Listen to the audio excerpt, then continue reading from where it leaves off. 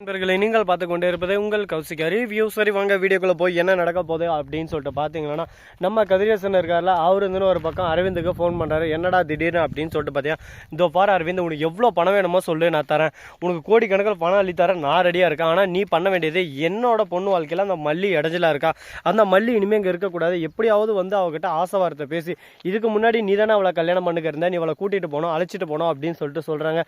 என்னடா இது புது கூத்தாக இருக்குது அப்படின்னு சொல்லிட்டு ஒரு பக்கம் யோசிக்க தோணுதில்லை. என்னங்க பண்ணுறது, எல்லாருக்கும் அதே திங்கிங் தான். ஒரு பக்கம் என்னடா இது, எப்போ பார்த்தாலும் எதனா ஒரு பிரச்சனை சின்ன சின்னதாக வந்துக்கிட்டே இருக்கே, இதெல்லாம் சால்வ் பண்ண ஒரு வழியே இல்லையா அப்படின்னு சொல்லிட்டு பார்த்தீங்கன்னா, பிரச்சனையை தீர்க்கறதுக்குன்னு ஒரு வழி இருக்குங்க. ஆனால் அந்த பிரச்சனையை தீர்க்கறதுக்கான வழி என்ன அப்படின்னு சொல்லிட்டு பார்த்தீங்கன்னா, உண்மையான ரேணுகா இல்லை, அவ சுடரி. அவரோட குடும்பத்தில் இருக்கிறவங்க யாரானா தெரியுமா அப்படின்ற மாதிரி ஒரு பக்கம் ஆராய்ஞ்சி அதுக்கப்புறம் அவங்கள வச்சு வேணால் அந்த பிரச்சனை தீர்க்க முடியும். ஆனால் இந்த இடத்துல தான் ஒரு மிஸ்டேக் பண்ணிட்டாரு நம்ம கதிரேசன். ஃபோன் பண்ண நபர் தவறான நபர். என்னடா சொல்கிறா அப்படின்னு சொல்லிட்டு பார்த்தீங்கன்னா, அரவிந்தோட அக்கா ஒரு 3 மாதமாக காணுங்க, எங்கே போனாங்க என்ன ஆனாங்க அப்படின்னு சொல்லிட்டு தெரியல. அவங்களுக்கு ஒரு சின்ன ஆக்சிடென்ட் நடந்துச்சு, அது மட்டும் உங்களுக்கு நல்லா நினைவு இருக்குது. அப்படி எங்கடா போய்ப்பாங்க அரவிந்தோட அக்கா அப்படின்னு சொல்லிட்டு பார்த்தீங்கன்னா, நம்ம அரவிந்தோட அக்கா யார் அப்படின்னு சொல்லிட்டு பார்த்தீங்கன்னா, சுடரி இருக்காங்களா, அவங்களோட நெருங்கிய நண்பர் தாங்க. அவங்க வந்து கரெக்டாக இப்போ கிடச்சிட்றாங்க. கிடச்சதோட மட்டும் இல்லாமல் என்னோடய ஃப்ரெண்டு சுடரிவை, இவளோட குடும்பத்தில் எல்லாருமே ஆக்சிடெண்ட்டில் இறந்துட்டாங்க, அதே ஆக்சிடெண்ட்டில் தான். அப்போ அவன் மட்டும் தனியாக மாட்டின்னு இருந்தா, அவளை நான் எப்படியாவது காப்பாற்றிடலான்னு சொல்லிட்டு தெரிஞ்சு, ஆனால் எங்கே போனால் என்னன்னு சொல்லிட்டு தெரியல. வேதனையில் கூனி குருவி போய் அழுந்துன்னு இருக்காங்க. அவங்க குடும்பம்லாம் எனக்கு ரொம்ப நெருக்கம் அப்படின்னு சொல்லிட்டு. ஆனால் அதே சமயத்தில் கரெக்டாக அந்த கதிரேசன் இருக்கார்ல, அவரோட ஃபோட்டோ இங்கே வரவும் அதை பார்த்து ஷாக் ஆகிடுறாங்க. ஒரு பக்கம் நம்ம அரவிந்துக்கிட்ட அவங்க அக்கா ஃபோட்டோவும் காட்டாங்க. இவ தான் என்னோட ஃப்ரெண்டு, கொஞ்சம் தேடிப்பாரு அப்படின்னு சொல்லிட்டு அந்த ஃபோட்டோ பார்த்தா என்னது ரேணுகாவா அப்படின்னு சொல்லிட்டு ஷாக் ஆகிடுறாங்க. இவ பேர் ரேணுகா இல்லையே, சுடரி தானே அப்படின்னு சொல்லிட்டு அவங்க அக்கா சொல்ல, உடனே இவரோட வரலாறு எல்லாமே எனக்கு கொஞ்சம் தெரியணுமே அப்படின்னு சொல்லிட்டு கேட்குறாங்க.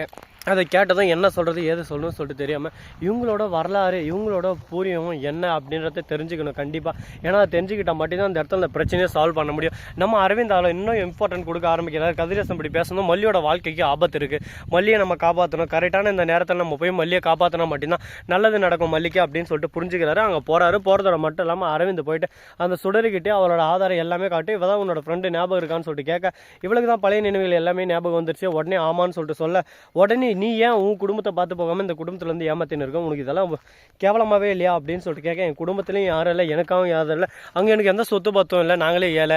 இந்த மாதிரி ஒரு தருணத்தில் நான் அங்கே போக விரும்புனா, இல்லை என்ன மாதிரியே ஒருத்தி இருக்கா, அவளோட குடும்பம் மிகப்பெரிய ஒரு செல்வந்தர், அந்த குடும்பத்தில் நம்ம உள்ளே நுழைஞ்சிட்டோம்னா நம்ம வாழ்க்கையை செட்டில் ஆகிரும்னு நினைக்கிற போது நான் இதுக்குள்ளே நுழைவேனா, அவளோட பாதை வேற இதில் போயிடுச்சு, என்னோட பாதை வேற இதில் போயிடுச்சு அப்படின்னு சொல்லிட்டு எடுத்து சொல்லிருக்காங்க. இதெல்லாம் கேட்டதான் அரவிந்த் வந்து ஒரே வார்த்தை, விஜய் இதெல்லாம் டோர் நிற்க வச்சு கேட்க வச்சுருந்தா இருக்கா. விஜய் வந்ததும் சுடரியை பிடிச்சி அடின்னு அடிக்க ஆரம்பிச்சிடான். என் மல்லியை என்கிட்ட துரத்த பார்த்தியே, என் மல்லி என்ன தப்பு பண்ணா, அவள் பண்ண ஒரே ஒரு தப்பு, என் வாழ்க்கைக்குள்ளே வந்தது, எனக்காக எல்லாத்தையும் தியாகம் செஞ்சா, எல்லாத்தையும் தியாகத்துக்கு மேலே தியாகம் செஞ்சுக்கிட்டே இருக்கா. அப்படிப்பட்ட நல்லவளை நான் கஷ்டப்படுத்தி என்னால் எவ்வளோ முடியுமோ அந்த அளவுக்கு அவளை கீழ் தள்ளி ஒரு பக்கம் அடி மேலே அடி அடித்தேன். ஆனால் அந்த அடி எதுவுமே அவள் பெருசாக எடுத்துக்காமல் எனக்காக எல்லாத்தையும் செஞ்சா. அப்படிப்பட்ட நல்லவளை நான் வீட்டை விட்டு துரத்துறதுக்கு தான் பார்த்தனே உனக்காக. ஆனால் நீ என்னை கேவலமாக இந்த அளவுக்கு ஏமாத்திடுவோன்னு சொல்லிட்டு நான் நினச்சி பார்க்கல. நான் அந்த மனைவியை எந்த அளவுக்கு உயிருக்குற நேசிச்சு தெரியுமா. ஆனால் அவகிட்ட இருக்கிற ஒரு தகுதி கூட உங்ககிட்ட இல்லை. அப்போவே நான் யோசித்தேன், நீ அவளை இருக்க வாய்ப்பு இல்லைன்னு சொல்லிட்டு. இப்போ வரைக்கும் நீ அவளை இருக்க வாய்ப்பு இல்லைன்னு சொல்லிட்டு நான் யோசிச்சுன்னு இருக்கேன். அதனால தான் உன் கழுத்தில் தாலி கட்டுறதுக்கு நான் பல டைம் யோசிச்சுன்னு இருந்தேன். மல்லிக்கு வாழ்க்கை கொடுக்க முயன்றுட்டு இதுக்கப்புறம் உன் வாழ்க்கையை நான் பார்க்கணும்னு சொல்லிட்டு யோசிக்கிற போது எனக்கு ரொம்ப கஷ்டமாக இருந்துச்சு. ஆனால் இப்போ உண்மை எல்லாமே தெரிய வந்துச்சுல, இது எல்லாமே கதிரேசன்கிட்ட சொல்லி இப்போவே இதுக்கு ஒரு முற்றுப்புள்ளி வைக்கிறேன் அப்படின்னு சொல்லிட்டு சொல்கிறாங்க. இதை கேட்டதும் என்ன பண்ணுறது ஏது பண்ணுறதுன்னு சொல்லிட்டு தெரியாமல், நம்ம எது பண்ணாலும் ஒரு பக்கம் தப்பாயிருதே அப்படின்னு சொல்லிட்டு சைலண்ட்டாகவே இருக்காங்க. இதுக்கப்புறம் என்ன பண்ண போகிறாங்க அப்படின்ற விஷயம் கூடி சீக்கிரம் தெரிஞ்சுக்க தான் போகிறோம். அது மட்டும் இல்லாமல் மறுபக்கம் என்ன நடக்குது அப்படின்னு சொல்லிட்டு பார்த்தீங்கன்னா, நம்ம வெண்பா இருக்காங்கல்ல, அவங்க இருந்து டாடா இப்போ தான் எனக்கு ரொம்ப சந்தோஷமாக இருக்குது, இனிமேல் ரேணுகாவா இங்கே இருக்க மாட்டாங்கல்ல, அவங்கள இந்த வீட்டை விட்டு துரத்துங்க ஃபஸ்ட்டு அப்படின்னு சொல்லிட்டு சொல்ல, கதிரேசன் அந்த இடத்துக்கு வந்துடுறாரு. சரி ஓகேப்பா, நீங்கள் சொன்னது எல்லாமே நியாயம் தான், வாஸ்தவம் தான், இவ என்னோட பொண்ணு இல்லை, அப்போ என்னோட பொண்ணு எங்கே, என் பொண்ணை கொன்னது யார் அப்படின்னு சொல்லிட்டு விஜய்கிட்ட அதட்டி பேசுகிறாங்க.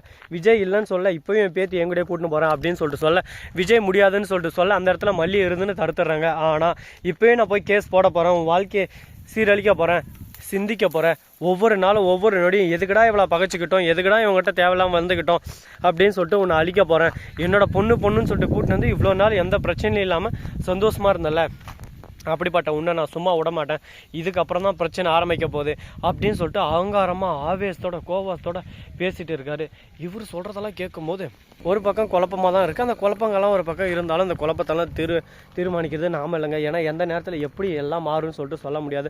மாற்றம் ஒன்றே மாறாதுன்னு சொல்லிட்டு சொல்லுவாங்க. அது மாதிரி மாற்றம் கண்டிப்பாக வரும், அதுக்கான நேரமும் வரும். அதை பயன்படுத்திக்கிட்டு நம்ம ஜெயிக்க பார்க்கணும் அப்படின்னு சொல்லிட்டு சொல்லியிருக்காங்க. இது கேட்கும்போது நமக்கு ஒரு பக்கம் சந்தோஷமாக தான் இருக்குது. ஆனால் இன்னும் என்னென்ன பிரச்சனைலாம் கொண்டு வர போகிறாங்கன்னு சொல்லிட்டு தெரியல. கடவுளே ஏன்டா இந்த மாதிரி பண்ணிட்டு இருக்காங்க, இவங்களுக்கு கொஞ்சம் கூட மனசாட்சியே இல்லையா, ஒரு குடும்பத்தை அழிக்கிறதுக்கு இவங்களுக்கு எப்படி டக்குன்னு மனசு வருது, இந்த மாதிரியெல்லாம் பண்ணால் அந்த குடும்பம் எந்த அளவுக்கு ஒரு பக்கம் கஷ்டப்படும், அவங்க குடும்பத்தை அழிக்கிற மேலேயும் சொல்லிட்டு கொஞ்சம் கூட அவங்களுக்கு கில்ட்டியாகவே இருக்காதா அப்படின்னு சொல்லிட்டு அவங்களுக்கு அந்த மாதிரி எந்த உணர்வும் இல்லைங்க. அவங்கள பொறுத்த வரைக்கும் தான் ஜெயிக்கணுன்றதுக்கோசரம் யாரை வேணாலும் அழிக்கலாம், யாரை வேணாலும் ஒழிக்கலாம் அப்படின்ற எண்ணத்தில் இருக்காங்க. அப்படிப்பட்ட அவங்ககிட்ட நம்ம எதுவும் பேசி ஜெயிக்க முடியாது. ஸோ நண்பர்களே, இது மட்டும் இல்லாமல் மறுபக்கம் என்ன நடக்குது அப்படின்னு சொல்லிட்டு பார்த்தா கதிரேசன் மீண்டும் போய் கோர்ட்டில் கேஸ் போட்டார். இந்த கேஸில் ஜெயிப்பாங்களா, இந்த கேஸில் ஜெயிக்க போவது யார், ஜெயிக்க போவது நீயா நானா அப்படின்ற மாதிரி ஒரு பக்கம் குழப்பம், ஒரு பக்கம் பயம், ஒரு பக்கம் பதட்டம், ஒரு பக்கம் எல்லாமே ஒரு பக்கம் நீடிச்சுட்டு போயிட்டு இருக்குங்க. இதில் என்ன பண்ண போகிறாங்க, ஏது பண்ண போகிறாங்கன்றத கூடிய விரைவில் கூடிய சீக்கிரம் நீங்கள் பார்த்து தெரிஞ்சுக்க தான் போகிறீங்க. அது மட்டும் இல்லாமல் மறுபக்கம் என்ன நடக்குது அப்படின்னு சொல்லிட்டு பார்த்தீங்கன்னா, நம்ம வெண்பா இருக்காங்களா, அவங்க இருந்து ஒரே வாரம் தான், இதுக்கு மேலே ரேணுகம்மா இங்கே வந்தால் கூட நான் ஏற்றுக்க மாட்டேன் அப்படின்னு சொல்லிட்டு சொல்லியிருக்காங்க. அது கேட்கும் போது ஒரு பக்கம் பரபரப்பாகவும் இருக்கும், பயமாகவும் இருக்குது. ஸோ நண்பர்களே, திக் நிமிடங்களோடு இந்த வீடியோ பிடிச்சிருந்தா லைக் பண்ணுங்கள், கமெண்ட் பண்ணுங்கள், ஷேர் பண்ணுங்கள், டிங் பெல்லை தட்டி விட்டு போங்க. அப்போ தான் நான் போகிற அடுத்த வீடியோ உங்களுக்கு உடனுக்குடன் நோட்டிஃபிகேஷனில் வந்து கொண்டே இருக்கும். மிக்க நன்றி, தேங்க்ஸ் ஃபார் வாட்சிங், டாடா, see you, நன்றி, வணக்கம், வந்தனம், பர்கர் தருகன்.